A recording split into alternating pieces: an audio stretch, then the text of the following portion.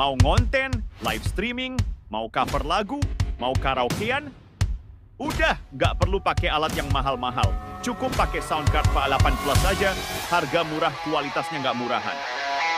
Sekarang, BH Korslet, kalau untuk live streaming, karaokean, cover lagu, cukup pakai VA8 Plus yang dari TAF Studio, kualitasnya bagus, nggak kalah dengan sound card mahal, bisa dihubungkan ke media apa aja. Seperti speaker aktif, mixer ampli, laptop, gitar, handphone, dan lain-lain. Ingat ya, berkualitas itu nggak harus bikin dompet terkuras.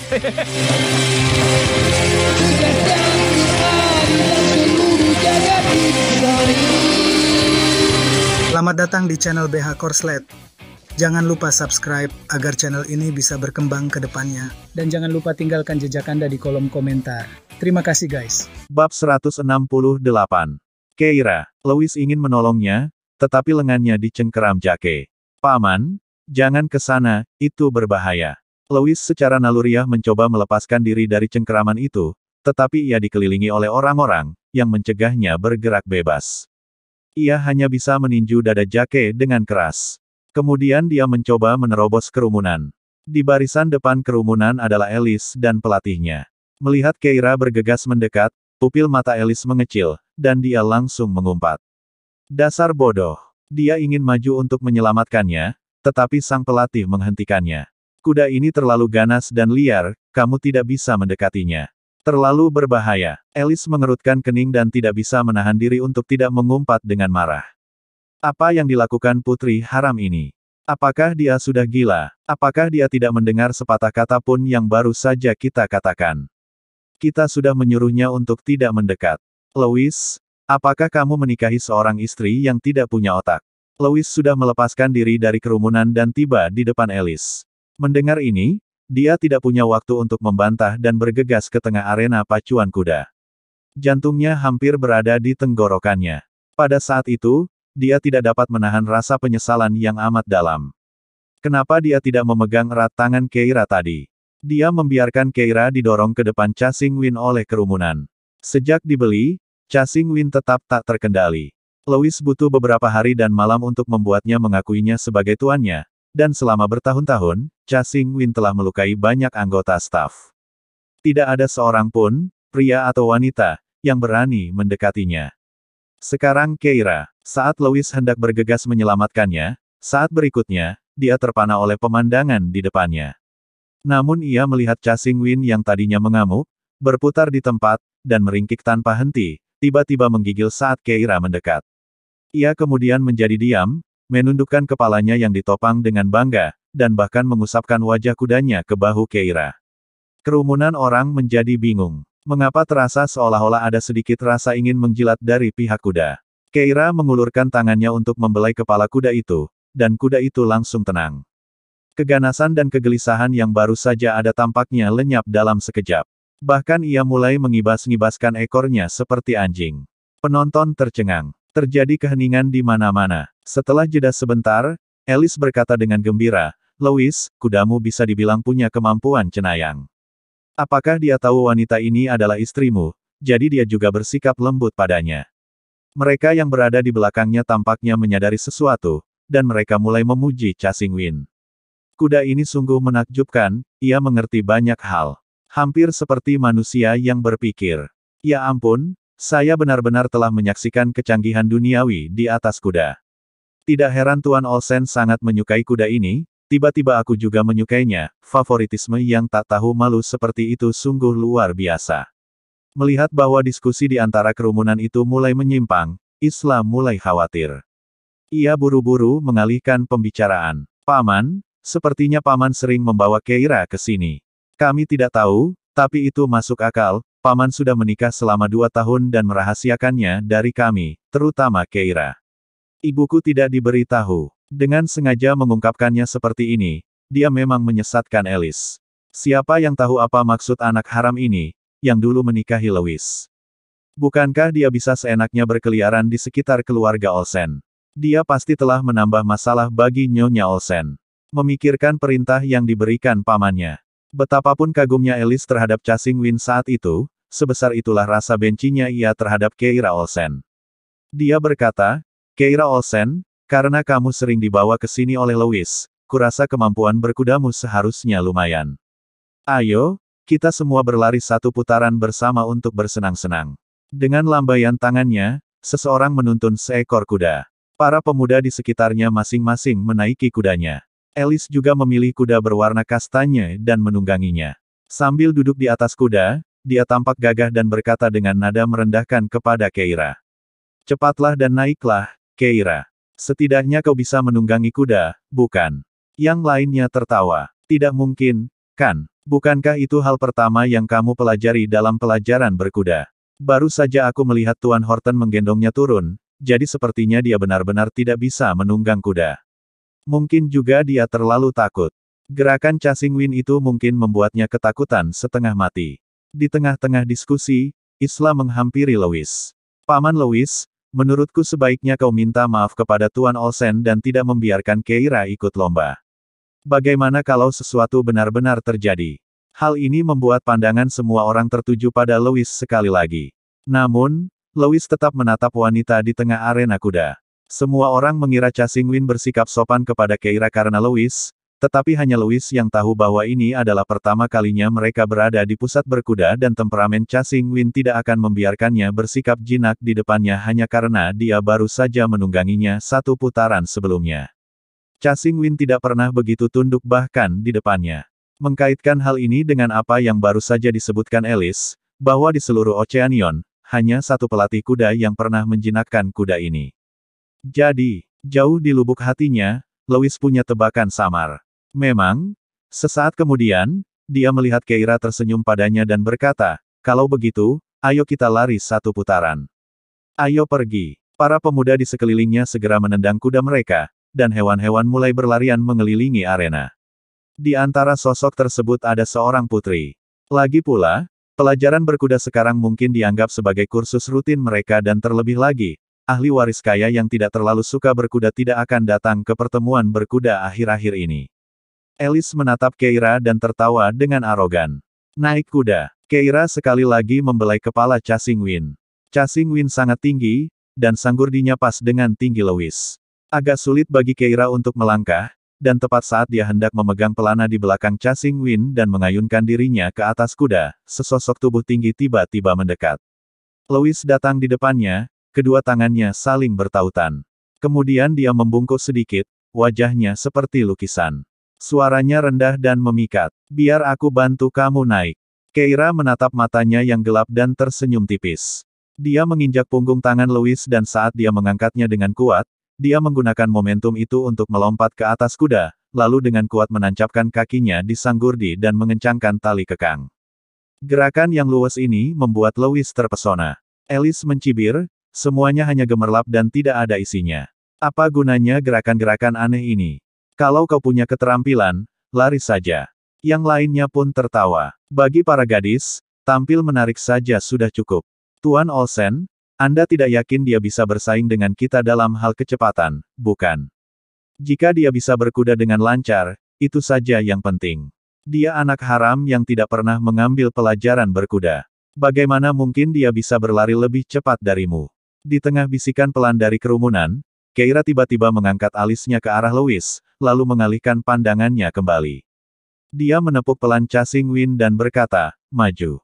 Bab 169.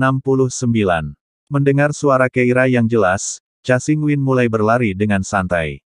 Keira tidak mencoba memamerkan keahliannya, juga tidak bermaksud memamerkan apapun. Dia hanya ingin menyelesaikan satu putaran dan menyelesaikan tugasnya. Dengan begitu, Louis tidak akan kehilangan muka karenanya. Itu juga akan mencegah Alice bersikap sombong dan penuh kemenangan. Mengenakan perlengkapan berkuda putih, tulang punggungnya tegak lurus, dia menunggang kuda tinggi itu dengan kecepatan santai, tanpa disadari menjadi pusat perhatian semua orang. Hadiah. Isla juga menaiki kuda. Tidak ada yang bisa dilakukan. Dengan Alice memasuki arena berkuda, mereka semua ingin menemaninya, dan menunggang kudanya yang pelan bukanlah masalah besar selama dia tidak berlari kencang. Tidak akan ada risiko bagi bayinya yang belum lahir. Isla diikuti oleh beberapa antek yang dipanggilnya, dan para wanita itu menyanjungnya dengan senyum lebar. Nona Isla, ibumu benar-benar mengagumkan. Dia mampu mengundang Tuan Olsen dari Clans ke acara berkuda seperti ini. Bukan hanya Tuan Olsen. Jangan remehkan tuan muda lainnya dari keluarga-keluarga itu. Latar belakang keluarga mereka juga cukup tangguh. Isla, dulu aku mengira keluargamu hanyalah keluarga kelas menengah. Tapi siapa yang tahu kalau kamu punya koneksi yang kuat? Kenapa kamu tidak pamer dari dulu? Keluargamu sangat tidak menonjol. Isla, nama keluargamu juga Olsen. Apakah keluargamu ada hubungannya dengan keluarga Clans Olsen? Isla sudah menyelidiki masalah ini. Memang ada hubungannya. Taylor merupakan kerabat jauh keluarga Clans Olsen, terpisah oleh beberapa generasi, dan karena jaraknya, tidak pernah ada kontak antara kedua keluarga tersebut. Taylor tumbuh di Oceanion dan berkuliah di Clans. Setelah lulus, ia menikahi Nyonya Olsen, Jodie South, dan baru setelah itu ia kembali ke Oceanion. Ketika Nyonya Olsen berada di Clans, dia melakukan kontak dengan banyak orang muda terkemuka dari keluarga berkuasa, dan tampaknya dia memiliki hubungan yang cukup baik dengan mereka. Kali ini, dia hanya sekadar mengirim beberapa pesan kepada orang-orang di Clans, dan sebagian orang yang datang hari ini melakukannya karena Alice, tetapi sebagian lainnya datang karena menghormati keluarga Nyonya Olsen. Bagaimanapun, individu generasi kedua yang kaya ini memang mewakili jaringan koneksi yang tangguh. Ketika Isla mengalihkan pandangannya ke Alice, dia melihat Jake sudah berbaur di antara mereka, mengobrol dan tertawa. Alice, sebagai yang menonjol di generasi ini dalam keluarga Olsen, mungkin suka pamer dalam tindakannya, tetapi dia sangat memperhatikan Jake karena menghormati Nyonya Olsen. Namun, setidaknya, Alice merasa dalam hati, dia tampak akrab dengan Jake di permukaan. Namun, Jake masih muda dan bersemangat.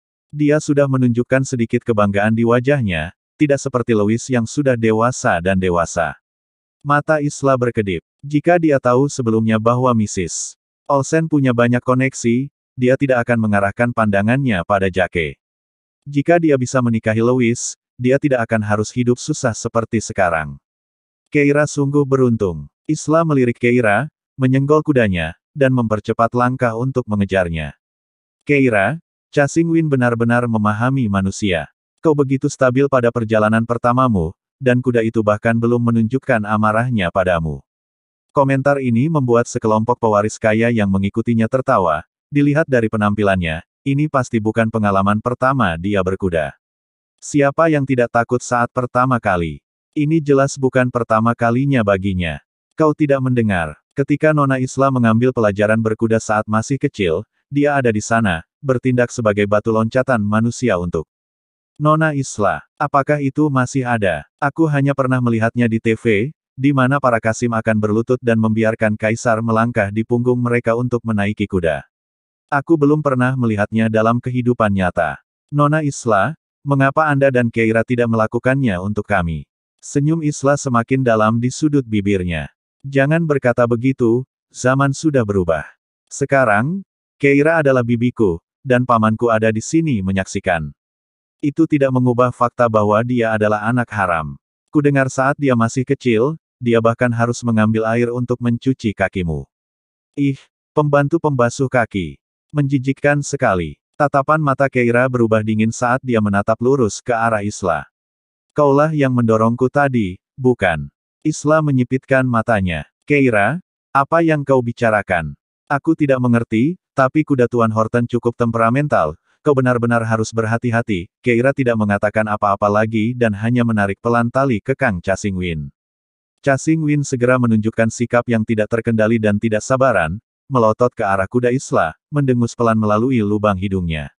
Kuda Isla tiba-tiba terkejut dan melangkah setengah ke samping, kuku depannya terkulai dengan keras, membuat Isla langsung terjatuh dari kuda. Isla berguling, pakaian berkudanya kini berlumuran debu dari tanah. Namun karena tanah di arena berkuda itu gembur dan lunak, hal itu tidak menimbulkan bahaya besar pada bayi yang belum lahir. Akan tetapi, dia berada dalam kondisi yang benar-benar acak-acakan, dan itu sungguh memalukan.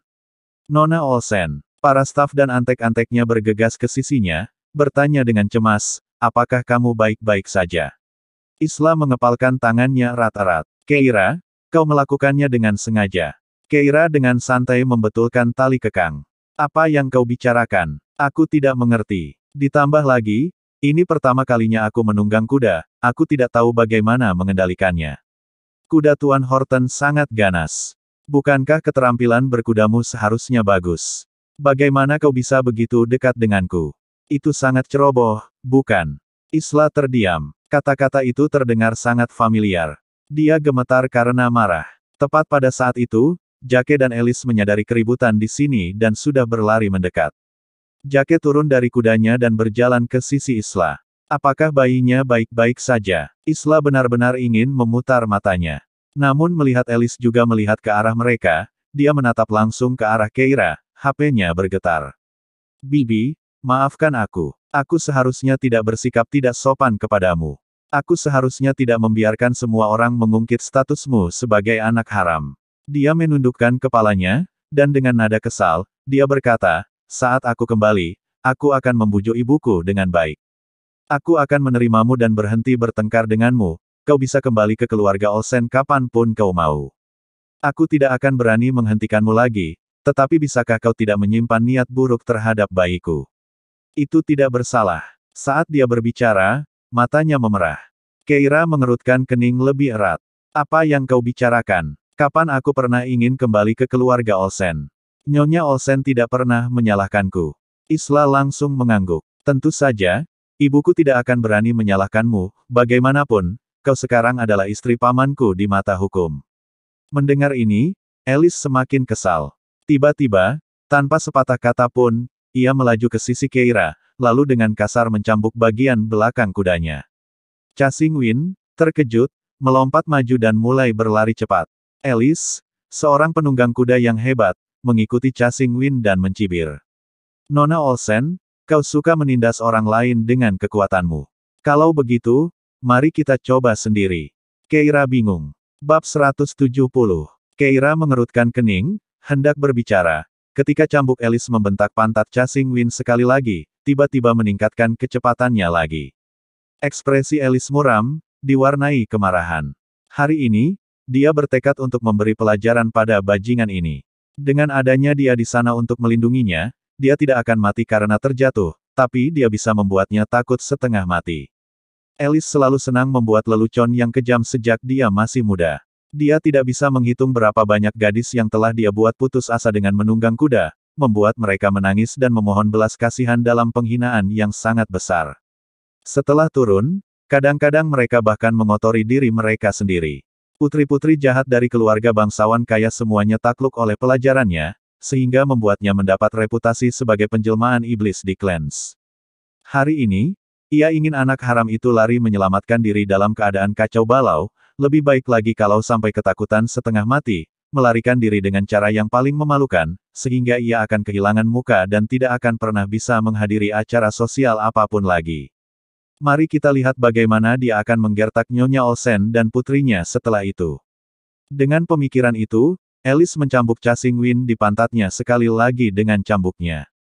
Kecepatan Cha Xingwin melonjak lagi. Kuda Alice hampir tidak mampu mengimbanginya. Dia mengikutinya dari dekat di belakang, sambil menyeringai sambil memperhatikan gadis di depan. Tapi melihat Cha Xingwin bergerak terlalu cepat, Keira mencondongkan tubuh ke depan, hampir datar terhadap kuda. Postur tubuhnya benar, tetapi wajahnya pasti berubah ketakutan sekarang, bukan? Alice mencibir, suaranya tenang dan kalem, Keira, mohon padaku sekarang, dan jika kau meminta maaf kepada Isla setelah ini, aku akan melepaskanmu. Bagaimana? Akan tetapi, gadis yang berbaring di punggung kuda itu menoleh pada saat itu. Matanya yang cerah masih dingin dan tenang, dan dengan bibir hampir terbuka, dia berkata, Tuan Olsen, bagaimana kalau kita bertaruh? Alice yakin dia pasti berpura-pura tenang. Dia bertanya dengan nada meremehkan, taruhan apa? Bendera-bendera di depan akan menandai garis finish. Mari kita lihat siapa yang bisa sampai di sana lebih cepat. Alice mencibir, kau melebih-lebihkan dirimu sendiri. Baiklah, apa taruhannya? Jika aku kalah, aku akan meminta maaf kepada Isla seperti yang kau katakan. Keira berkata dengan acuh tak acuh, tapi kalau aku menang, kau pergilah ke Louis dan tundukkan kepalamu, akui kau takkan pernah setara dengannya. Alice tertawa terbahak-bahak. Kau hanya ingin aku melepaskanmu, bukan? Kau pikir aku tidak bisa melihat rencana kecilmu. Tapi aku menerima taruhanmu. Pada saat itu, ia harus mengakui bahwa ia agak terkesan dengan Keira. Meskipun dalam situasi seperti itu, ia mampu menanggapi dengan tenang. Munculnya ide taruhan ini untuk membuatnya melepaskannya cukup cerdik. Bagaimanapun, jika dia kalah, dia tetap harus meminta maaf kepada Isla, jadi dia mempertimbangkan untuk memberinya jalan keluar. Setelah meninggalkan komentar itu, Alice bersiap menyalip Cha Xingwin dari dalam, dengan asumsi Keira akan melambat, tetapi saat dia mempercepat lajunya. Pergilah. Keira menendang sisi kuda dengan kedua kakinya, dan dengan suara tenang dan cerah, mendorong Cha Xingwin untuk meningkatkan kecepatannya. Alice hanya melihat samar-samar saat Cha Xingwin tiba-tiba melaju sejauh satu kuda di depannya. Alice tercengang. Keira terampil dalam berkendara, sikapnya yang tenang dan kalem, serta suaranya yang jernih saat ia berakselerasi, membuat Alice sadar bahwa ia bukanlah seorang pemula. Alice mencambuk ekor kudanya sendiri dengan kuat, bertekad untuk mengejarnya. Bagaimana cara menunggang kudanya bisa lebih buruk daripada anak haram? Di sisi lain, Isla dan yang lainnya sudah lama berhenti dan mengamati aktivitas di lapangan kuda. Isla menunduk menatap debu yang menutupi pakaiannya dan lapisan debu di rambutnya, sambil mengepalkan tangannya. Seseorang segera mencoba memulihkan martabatnya. Keterampilan berkuda Nona Isla selalu luar biasa, dia selalu menjadi salah satu yang terbaik di antara kita. Tepat sekali, Nona Isla memang luar biasa sejak dia masih muda dan selalu menjadi anak yang dibandingkan dengan orang tua kami. Setiap kali mereka membicarakannya, mereka menyuruh kami untuk belajar dari Nona Isla. Ngomong-ngomong, Keira terkenal karena wajahnya yang cantik, kan? Aku ingat waktu sekolah dulu, dia selalu jadi murid terburuk di kelas, benar apa yang mereka katakan tentang anak yang lahir dari ibu yang berbeda.